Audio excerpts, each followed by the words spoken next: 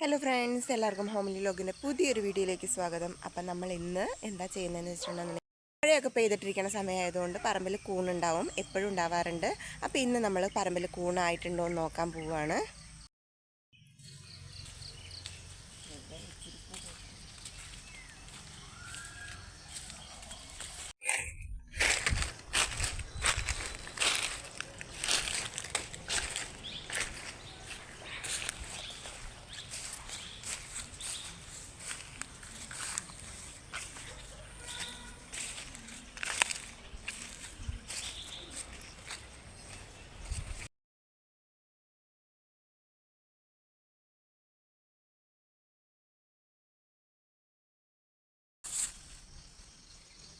Wow.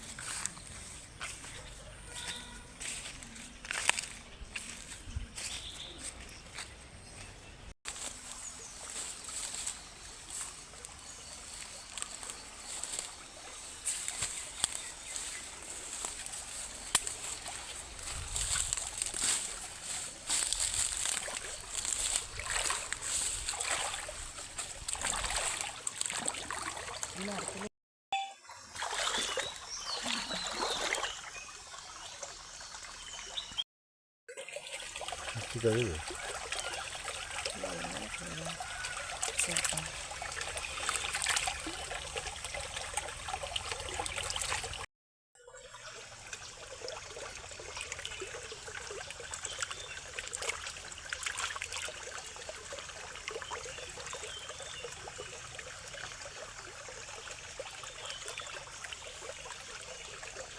돈 같은 것도 좀.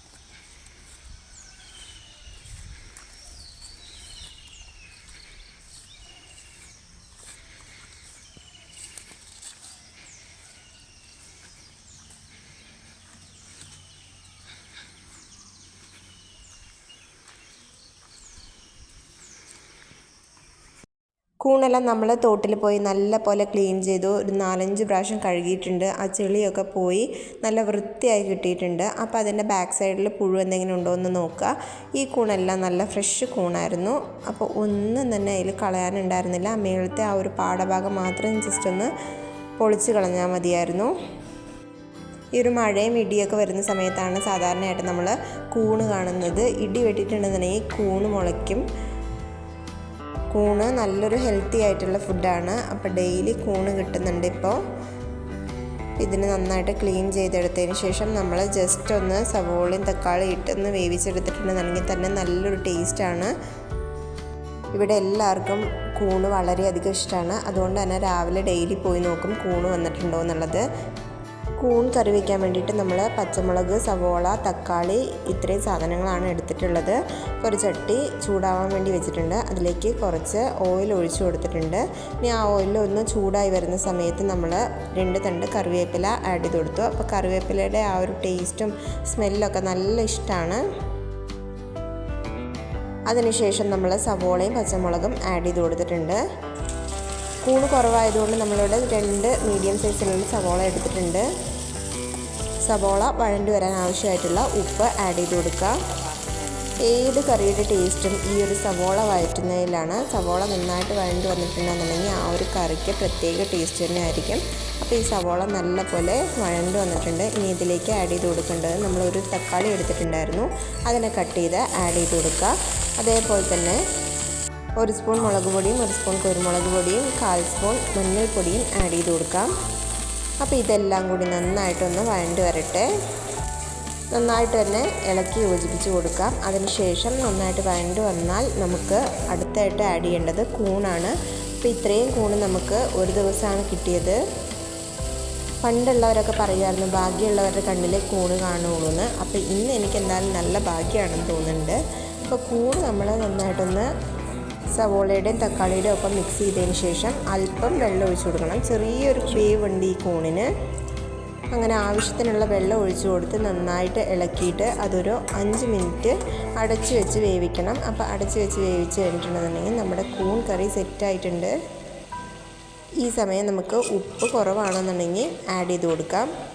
Chicken മസാലയോ garam മസാലയോ ഒന്നും തന്നെ ഈ ഒരു കൂണിന് ചേർത്തേണ്ട കാര്യമില്ല. അല്ലാണ്ട് തന്നെ ഈ ഒരു കൂണ് വളരെ ടേസ്റ്റി ആയിട്ടുള്ളതാണ്. അപ്പോൾ എല്ലാവരും വീട്ടിൽ ട്രൈ ചെയ്ത് നോക്കണം. അതേപോലെ നമ്മുടെ ചാനൽ ആദ്യമായിട്ട് കാണുന്ന ആരെങ്കിലും ഉണ്ടെന്നുണ്ടെങ്കിൽ ഒന്ന് സബ്സ്ക്രൈബ് ചെയ്തിട്ട് കാണുക. തൊട്ടടുത്തുള്ള ബെല്ലൈക്കൺ കൂടി എനേബിൾ ചെയ്യുകയാണെന്നുണ്ടെങ്കിൽ ഞാനിടുന്ന വീഡിയോസിന് നോട്ടിഫിക്കേഷൻ ലഭിക്കുന്നതാണ്. ലൈക്കും ഷെയറും കമൻറ്റും ചെയ്യാൻ മറക്കല്ലേ. താങ്ക്